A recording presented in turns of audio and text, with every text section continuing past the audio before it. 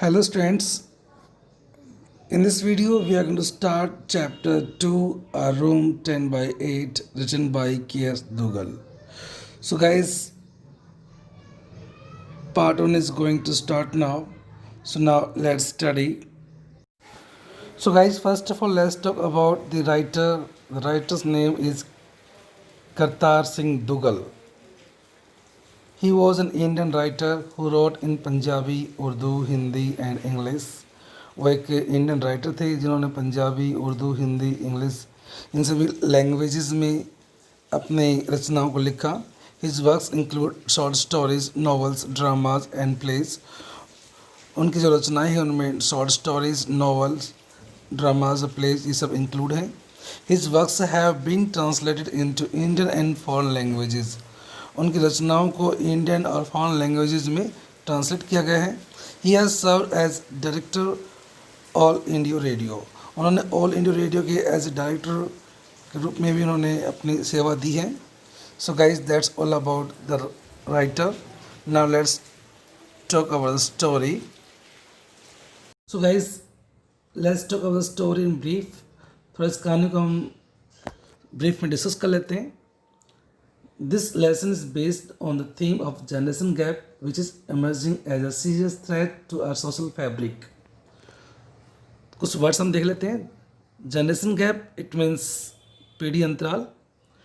Emerging it means उभर कर सामने आना. थ्रेट इट मीन्स चैलेंज, चुनौती.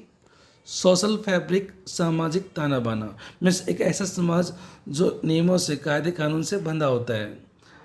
तो फर्स्ट लाइन हमें बता रही कि ये जो चैप्टर है, ये जो कहानी है, एक ऐसी जनरेशन गैप के विषय पर आधारित है, एक ऐसे पीढ़ी अंतराल पर आधारित है विच इज़ एमर्जिंग जो उभर के सामने आ रहा है एज अ सीरियस थ्रेट, एक गंभीर चुनौती के रूप में टू आवर सोशल फैब्रिक, हमारे सामाजिक ताने बाने के लिए एक गंभीर चुनौती के रूप में ये उभर के सामने आ रहा है. The story highlights how complacency it means self satisfaction, आत्म संतुष्टि. Possessiveness it means excessive desire to possess, कोई भी चीज़ पाने की तीव्र इच्छा. लैक इट मीन्स कमी. म्यूचुअल लव इट मीन्स आपसी प्रेम. वाइडन इट मीन्स चौड़ा करना. तो गाइस देखिए, द स्टोरी हाईलाइट्स, ये कहानी हाईलाइट करती है हाउ कॉम्प्लिसेंसी, कि किस प्रकार से एक आत्मसंतुष्टि मीन्स अपने आप को संतुष्ट करने की जो फीलिंग है. पॉजिटिवनेस, कोई चीज़ पाने की जो तीव्र इच्छा है कि मैं ये चीज़ प्राप्त कर लूँ, मैं ये चीज़ हासिल कर लूँ, ये जो फीलिंग है. लैक ऑफ प्रॉपर अंडरस्टैंडिंग, एक उचित समझ की कमी. And mutual love and care, एक आपसी प्रेम और देखभाल की जो कमी है. ये सब चीज़ें क्या हैं, कैन वाइडन दिस गैप, कि किस प्रकार से इस गैप को, इस जनरेशन गैप को और अधिक आगे बढ़ा सकती हैं. तो ये स्टोरी हाईलाइट करती है कि कैसे आत्मसंतुष्टि, कोई भी चीज़ पाने की तीव्र इच्छा, एक उचित समझ की कमी, आपसी प्रेम, देखभाल की कमी, ये चीज़ें इस गैप को और अधिक बढ़ावा दे रही हैं. तो ये कहानी चीज़ को हाईलाइट कर रही है.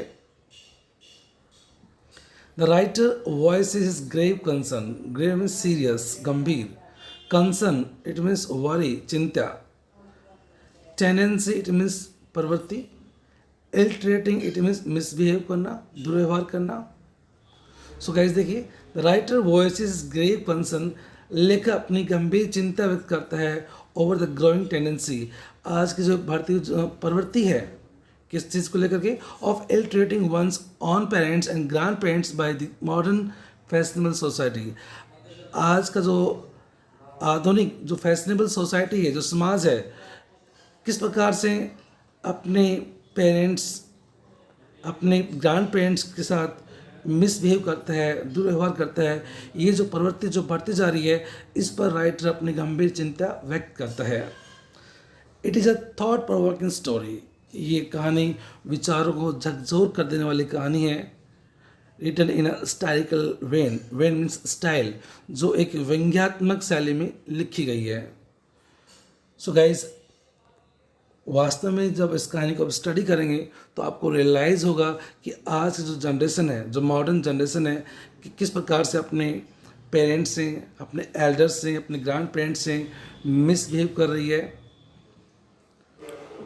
So guys now let's start the story.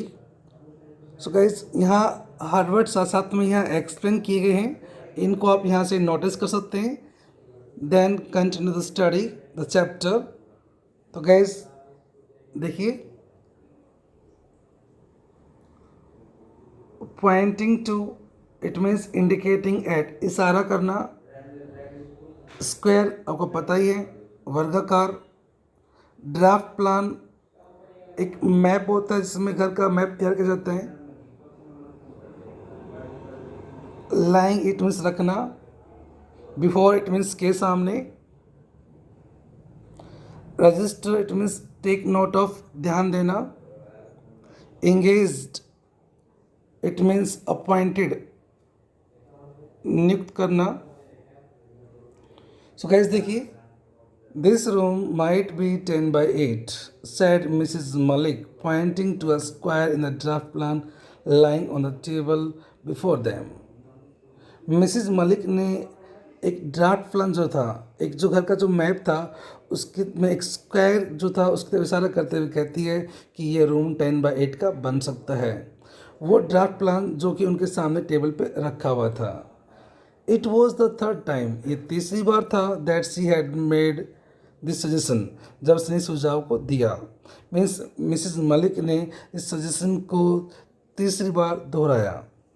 It seem, ऐसा लग रहा था, ऐसा प्रतीत हो रहा था, it didn't register on either husband और the architect engage to design the house.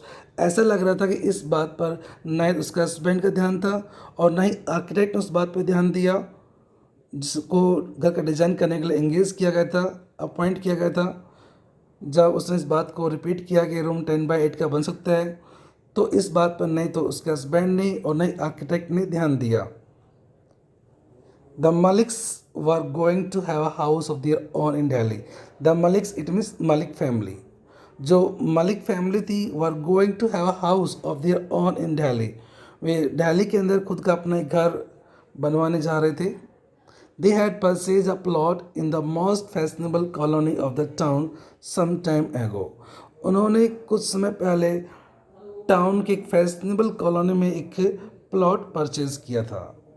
Now that they were posted back in Delhi, अब उनकी वापस दिल्ली में पोस्टिंग हो गई। They thought, उन्होंने सोचा, they might as well have the house built, कि साथ साथ में वो घर भी बनवा सकते हैं अब। in her heart of hearts it means money मन में। और मिसिज मलिक ने मनी मन में ऑल्सो डिसाइड दैट, और मिसिज मलिक ने मनी मन में डिसाइड किया कि after completion of the house, कि घर के पूरा होने के बाद में, कंप्लीशन मीन्स पूरा होना, तो घर के पूरा होने के बाद she would stay back in Delhi, और दिल्ली में ही स्टे करेगी, वहीं पर रहेगी। Even if her husband was transfer to another station, भले ही उसके हस्बैंड का ट्रांसफ़र किसी दूसरे स्टेशन पे हो जाए। She was sick of their postings, sick of it means got tired of, परेशान हो जाना, तंग आ जाना। वह उनकी पोस्टिंग को लेकर के परेशान थी, तंग थी। Every other year they were move to a new place, हर दूसरे साल उनको एक नए स्थान पर मूव करना पड़ता था, जाना पड़ता था। Now that the children were grown up, अब जैसे कि बच्चे बड़े हो गए थे, it was not desirable to shift them from school to school, अब उनको स्कूल टू स्कूल शिफ्ट करना डिज़ायरेबल नहीं था, इच्छा अनुसार नहीं था। Mrs Malik said, Mrs Malik ने कहा, if he must Mr Malik could go all alone, यदि मिस्टर मलिक को अगर जाना पड़ता है तो वो जा सकता अकेला, बट वो वहीं पर ही सेटल रहेगी। She would settle down permanently in Delhi with the children, लेकिन वो बच्चों के साथ परमानेंटली दिल्ली में सेटल रहेगी। She would have mother in law for company, उसके पास कंपनी के लिए उसकी मदर इन लॉ साथ रहेगी। Mr Malik had no objection to it, और मिस्टर मलिक ने भी इस बात पे कोई ऑब्जेक्शन नहीं किया। सो गाइस ये नेक्स्ट वर्ड के लिए हार्ड वर्ड्स हैं. For example attending it means listening to. Adjacent it means near, next to, बगल में, पास में. Puzzle it means confused. Observation it means a comment. So guys देखिए, this room might be 10/8 Mrs Malik repeated. Mrs Malik ने फिर से इस बात को रिपीट किया कि ये रूम 10/8 का बन सकता है. Her husband was attending to a telephone call in the adjacent room. उसका जो हस्बैंड था मिस्टर मलिक पास के रूम में एक टेलीफोन कॉल अटेंड कर रहा था. But this is a store. The architect explain to Mrs Malik. Architect ने मिसेज मलिक को एक्सप्लेन किया ये तो एक स्टोर है, एक स्टोर रूम है. Yes but I thought it could be my mother in law's room. Yes तो मिसेज मलिक इसका रिस्पॉन्स देते ही यस बट आई थॉट, लेकिन मुझे लगता है it could be my mother in law's room, ये मेरे मदर इन लॉ का रूम बन सकता है. And after her it might be use as a store room, और बाद में इसको एज अ स्टोर रूम में यूज़ किया जा सकता है. The architect didn't seem to understand. Architect को ये बात समझ में नहीं आई. ऐसा लग रहा था मानो कि आर्किटेक्ट इस बात को नहीं समझ पा रहा था कि वो कहना क्या चाह रही है. He look puzzled. वह पजल्ड दिखाई दे रहा था, कन्फ्यूज दिखाई दे रहा था by Mrs Malik observation. Mrs Malik के ऑब्जर्वेशन से, मिसेज मलिक के कमेंट से वह पजल्ड दिखाई दे रहा था.